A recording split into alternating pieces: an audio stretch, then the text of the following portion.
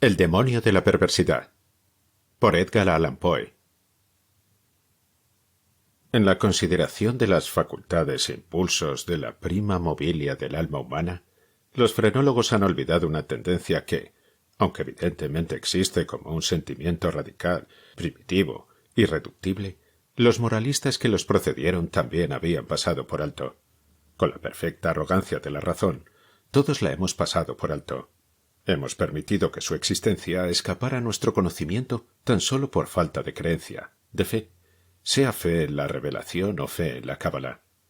Nunca se nos ha ocurrido pensar en ella, simplemente por su gratuidad. No creíamos que esa tendencia tuviera necesidad de un impulso. No podíamos percibir su necesidad. No podíamos entender, es decir, aunque la noción de este primum mobile se hubiera introducido por sí misma, no podíamos entender de qué modo era capaz de actuar para mover las cosas humanas, ya temporales, ya eternas. No es posible negar que la frenología, y en gran medida toda la metafísica, han sido elaboradas a priori. El metafísico y el lógico, más que el hombre que piensa o el que observa, se ponen a imaginar designios de Dios, a dictarle propósitos. Habiendo sondeado de esta manera, a gusto, las intenciones de Jehová, construyen sobre estas intenciones sus innumerables sistemas mentales. En materia de frenología, por ejemplo, hemos determinado, primero, por lo demás era bastante natural hacerlo, que entre los designios de la divinidad se contaba el de que el hombre comiera. Asignamos, pues, a éste un órgano de la alimentabilidad para alimentarse, y este órgano es el acicate con el cual la deidad fuerza al hombre, quieras que no, a comer. En segundo lugar, habiendo decidido que la voluntad de Dios quiere que el hombre propague la especie, descubrimos inmediatamente un órgano de la amatividad. Y lo mismo hicimos con la combatividad, la idealidad, la casualidad, la constructividad, en una palabra, con todos los órganos que representaran una tendencia, un sentimiento moral o una facultad del puro intelecto. Y en este ordenamiento de los principios de la acción humana, los spurgeimistas, con razón o sin ella, en parte o en su totalidad, no han hecho sino seguir, en principio, los pasos de sus predecesores, deduciendo y estableciendo cada cosa a partir del destino preconcebido del hombre y tomando como fundamento los propósitos de su creador. Hubiera sido más prudente, hubiera sido más seguro fundar nuestra clasificación, puesto que debemos hacerla, en lo que el hombre habitual u ocasionalmente hace, y en lo que siempre hace ocasionalmente, en cambio de fundarla en la hipótesis de lo que Dios pretende obligarle a hacer. Si no podemos comprender a Dios en sus obras visibles, ¿cómo lo comprenderíamos en los inconcebibles pensamientos que dan vida a sus obras? Si no podemos entenderlo en sus criaturas objetivas, ¿cómo hemos de comprenderlo en sus tendencias esenciales y en las fases de la creación? La inducción a posteriori hubiera llevado a la frenología a admitir, como principio innato y primitivo de la acción humana, algo paradójico que podemos llamar perversidad, a falta de un término más característico. En el sentido que le doy es, en realidad, un móvil sin motivo, un motivo no motivado. Bajo sus incitaciones actuamos sin objeto comprensible, o, si esto se considera una contradicción en los términos, podemos llegar a modificar la proposición y decir que bajo sus incitaciones actuamos por la razón de que no deberíamos actuar. En teoría, ninguna razón puede ser más irrazonable. Pero, de hecho, no hay ninguna más fuerte. Para ciertos espíritus, en ciertas condiciones llega a ser absolutamente irresistible. Tan seguro como que respiro, sé que en la seguridad de la equivocación o en el error de una acción cualquiera reside con frecuencia la fuerza irresistible, la única que nos impele a su persecución. Esta invencible tendencia a hacer el mal por el mal mismo no admitirá análisis o resolución en ulteriores elementos. Es un impulso radical, primitivo, elemental. Se dirá, lo sé, que cuando persistimos en nuestros actos porque sabemos que no deberíamos hacerlo, nuestra conducta no es sino una modificación de la que comúnmente provoca la combatividad de la frenología. Pero una mirada mostrará la falacia de esta idea. La combatividad, a la cual se refiere la frenología, tiene por esencia la necesidad de autodefensa. Es nuestra salvaguarda contra todo daño. Su principio concierne a nuestro bienestar, y así el deseo de estar bien es excitado al mismo tiempo que su desarrollo. Se sigue que el deseo de estar bien debe ser excitado al mismo tiempo por algún principio que será una simple modificación de la combatividad. Pero en el caso de esto que llamamos perversidad, el deseo de estar bien no solo no se manifiesta, sino que existe un sentimiento fuertemente antagónico. Si se apela al propio corazón, se hallará, después de todo, la mejor réplica a la sofistería que acaba de señalarse. Nadie que consulte con sinceridad su alma y la someta a todas las preguntas estará dispuesto a negar que esa tendencia es absolutamente radical.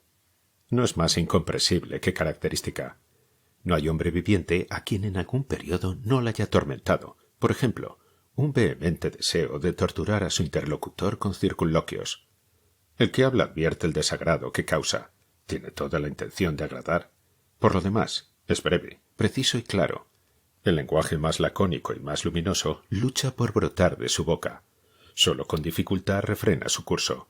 Teme y lamenta la cólera de aquel a quien se dirige. Sin embargo, se le ocurre la idea de que puede engendrar esa cólera con ciertos incisos y ciertos paréntesis. Este solo pensamiento es suficiente. El impulso crece hasta el deseo hasta el anhelo hasta una ansia incontrolable, y el ansia, con gran pesar y mortificación del que habla, y desafiando todas las consecuencias, es consentida. Tenemos ante nosotros una tarea que debe ser cumplida velozmente. Sabemos que la demora será ruinosa. La crisis más importante de nuestra vida exige, a grandes voces, energía y acción inmediatas. Ardemos, nos consumimos de ansiedad por comenzar la tarea, y en la anticipación de su magnífico resultado nuestra alma se enardece. Tiene que ser emprendida hoy, sin embargo, la dejamos para mañana. ¿Y por qué? No hay respuesta, salvo que sentimos esa actitud perversa, usando la palabra sin comprensión del principio. El siguiente día llega, y con él una ansiedad más impaciente por cumplir con nuestro deber, pero con este verdadero aumento de ansiedad llega también un indecible anhelo de postergación realmente espantosa por lo insondable. Este anhelo cobra fuerzas a medida que pasa el tiempo. La última hora para la acción está al alcance de nuestra mano. Nos estremece la violencia del conflicto interior, de lo definido con lo indefinido, de la sustancia con la sombra. Pero si la contienda ha llegado tan lejos, la sombra es la que vence. Luchamos en vano. Suena la hora y doblan a muerto por nuestra felicidad. Al mismo tiempo es el canto del gallo para el fantasma que nos había atemorizado. Vuela, desaparece, somos libres. La antigua energía retorna. Trabajaremos ahora.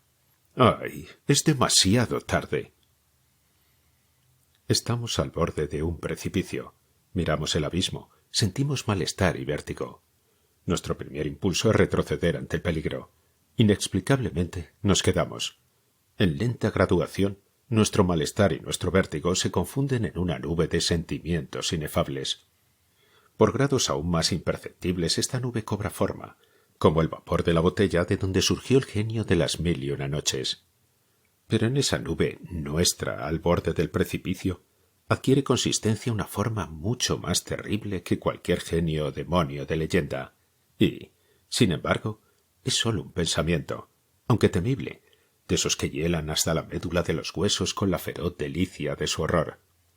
Es simplemente la idea de lo que serían nuestras sensaciones durante la veloz caída desde semejante altura.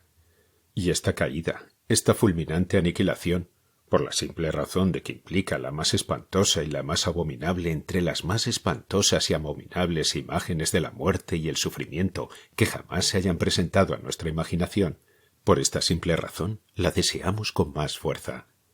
Y porque nuestra razón nos aparta violentamente del abismo, por eso nos acercamos a él con más ímpetu. No hay en la naturaleza pasión de una impaciencia tan demoníaca como la del que, estremecido al borde de un precipicio, piensa arrojarse en él. Aceptar por un instante cualquier atisbo de pensamiento significa la perdición inevitable, pues la reflexión no hace sino apremiarnos para que no lo hagamos, y justamente por eso, digo, no podemos hacerlo. Si no hay allí un brazo amigo que nos detenga, o si fallamos en el súbito esfuerzo de echarnos atrás, nos arrojamos, nos destruimos. Examinemos estas acciones y otras similares. encontraremos que resultan solo del espíritu de perversidad. Las perpetramos simplemente porque sentimos que no deberíamos hacerlo.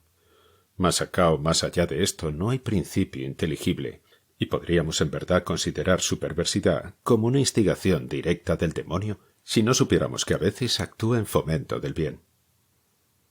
He hablado tanto que en cierta medida puedo responder a vuestra pregunta. Puedo explicaros por qué estoy aquí. Puedo mostraros algo que tendrá por lo menos una débil apariencia de justificación de estos grillos o esta celda de condenado que ocupo. Si no hubiera sido tan prolijo, o no me hubierais comprendido, o, como la chusma, me hubierais considerado loco. Ahora advertiréis fácilmente que soy una de las innumerables víctimas del demonio de la perversidad. Es imposible que acción alguna haya sido preparada con más perfecta deliberación. Semanas, meses enteros, medité en los medios del asesinato.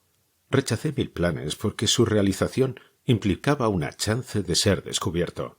Por fin, releyendo algunas memorias francesas, encontré el relato de una enfermedad casi fatal sobrevenida a Madame Pilau por obra de una vela accidentalmente envenenada. La idea impresionó de inmediato mi imaginación. Sabía que mi víctima tenía la costumbre de leer en la cama. Sabía también que su habitación era pequeña y mal ventilada. Pero no necesito fatigaros con detalles impertinentes.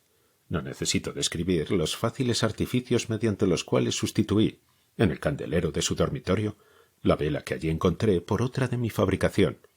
A la mañana siguiente lo hallaron muerto en su lecho, y el veredicto del coroner fue: «muerto por la voluntad de Dios». Heredé su fortuna y todo anduvo bien durante varios años. Ni una sola vez cruzó por mi cerebro la idea de ser descubierto. Yo mismo hice desaparecer los restos de la bujía fatal. No dejé huella de una pista por la cual fuera posible acusarme o siquiera hacerme sospechoso del crimen. Es inconcebible el magnífico sentimiento de satisfacción que nacía en mi pecho cuando reflexionaba en mi absoluta seguridad. Durante un periodo muy largo me acostumbré a deleitarme en este sentimiento. Me proporcionaba un placer más real que las ventajas materiales derivadas de mi crimen. Pero le sucedió, por fin, una época en que el sentimiento agradable llegó, en gradación casi imperceptible, a convertirse en una idea obsesiva, torturante. Torturante por la obsesiva. Apenas podía librarme de ella por momentos. Es harto común que nos fastidie el oído, o más bien la memoria, el machacón estribillo de una canción vulgar o algunos compases triviales de una ópera. El martirio no sería menor si la canción en sí misma fuera tan buena o el aria de una ópera meritoria. Así es como, al fin, me descubría permanentemente pensando en mi seguridad y repitiendo en voz baja la frase: «estoy a salvo». Un día, mientras vagabundeaba por las calles, me sorprendí en el momento de murmurar, casi en voz alta, las palabras acostumbradas. En un acceso de petulancia les di esta nueva forma: «estoy a salvo si no soy lo bastante tonto para confesar abiertamente». No bien pronuncié estas palabras, sentí que un frío de hielo penetraba hasta mi corazón.